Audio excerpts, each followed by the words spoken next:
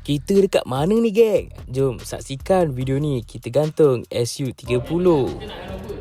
Ini artis dia order Amai.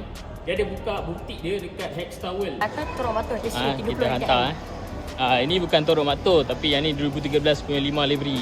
Oh. Sampai dah. Okey, kita dengan Tuan Amai. Terima kasih Cik Azim. Oh, nampak tu. Realisasikan butik udara batik kita. Kitchen. Batik kita ni. Batik saya reka.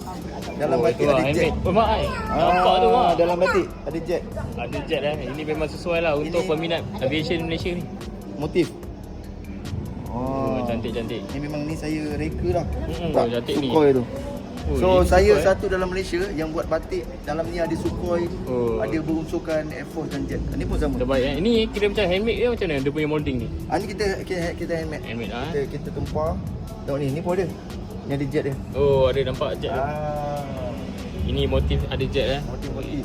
Jenama kita udara batik. Ni ada kita punya projek lah. Nak letak jet yang besar ni dekat atas Hexstar World Kita nak letak dekat atas. Besar geng. Memang terbaik Abang Amai ni. Nampak tu, dia pasang sendiri tali teraju tangsi.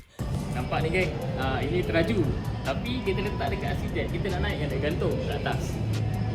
Ini yang teraju Ini Abang Amai yang buat. Sekejap lagi kita akan naikkan. Proses nak letakkan tali tangsi ni pun mencabar. Abang Amai baling tali tangsi yang berladung di atas besi. Nanyalah kalau kita letak bawah takut ada yang tangan gatal. Dia kutil kapal terbang ni. Jadi kita tinggikan sedikit.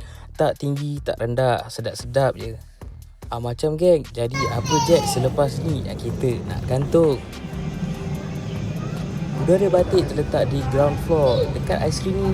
Jom datang.